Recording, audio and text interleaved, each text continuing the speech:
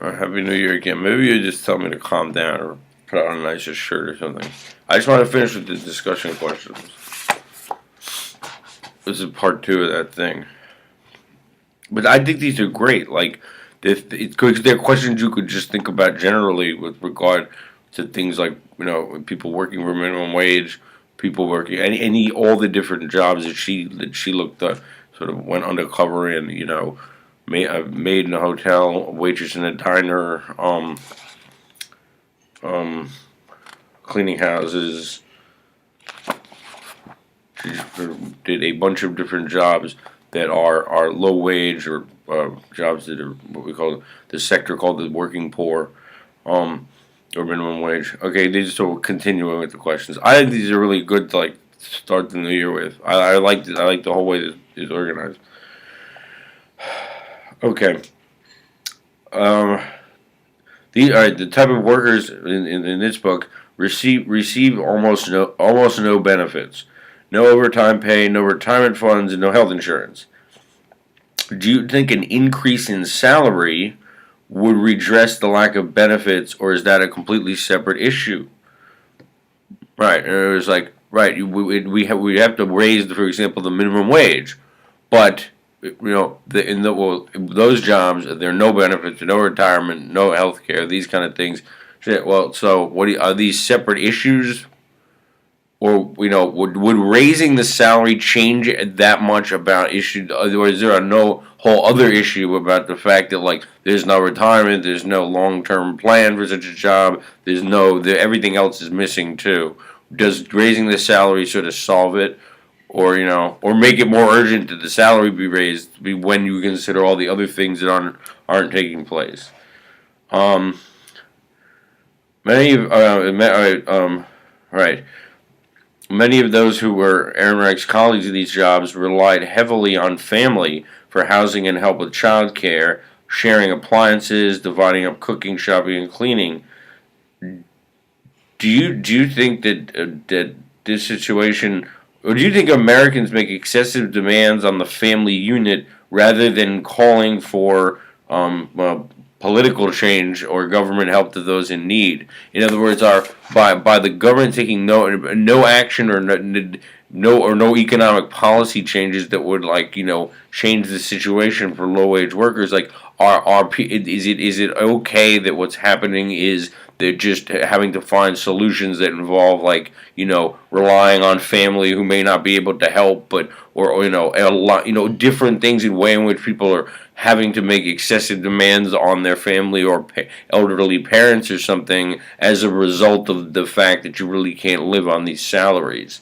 For example, elderly parents, do you and your spouse move in with them even though there's no room really for that many people to live there, but this is the only way to do this? Does it call the excessive demands one needs to make on their family when they're making that little money? That's a big issue for people even up the scale of salaries, quite frankly, my friends. All right. All right, all this IT, right? This thing, I think she did this in the '90s or something, but it's just right that this document took place. It's from during a time of unprecedented prosperity in America. This is that era when everyone was doing really well, except wages weren't going up or anything. Do you think her experience would be different in today's economy? How so? Right. The answer is it would be whatever experience it was, it would be much worse. But all this took place when the economy was booming, that she'd had all these different experiences, right? We assume it's much worse. But that's sort of the answer to the question. And these is interesting too, reading about her different experiences. We didn't talk about them, but it said after reading this, do you think that having a job, any job, having just any job, is better than no job at all? Did this book make you feel angry?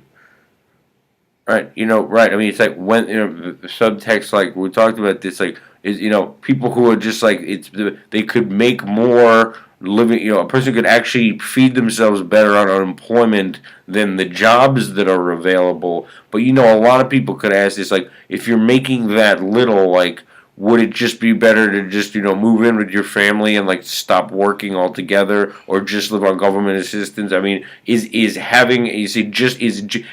just employment necessarily like that much better than just giving up when they're paying that little that you can't live on it? Basically, is the rest of the I fill in it and the question, and that's a good question for right now when people they're claiming that people are getting what they call entitlements or something, when the reality is the work available pays so little. A rational person would say, well, no, that I can feed my kids slightly better on unemployment than I can if I go off it and take that job pays less than unemployment. This is creating this situation. Like, it was when we talk about like how are employment statistics going up, like, well, is just any employment necessarily even better than than no employment at all? I mean, that's is some work like having no, like, still like being unemployed in some sense based on how you're living? These are things that should be on people's minds all the time, especially in this country. I think these are great questions. But I'm not telling like the different things in the book, but basically she went undercover, so to speak, taking jobs that even though she's a master's degree, writes for Harper's or something, taking all these different jobs and like sort of seeing what happened.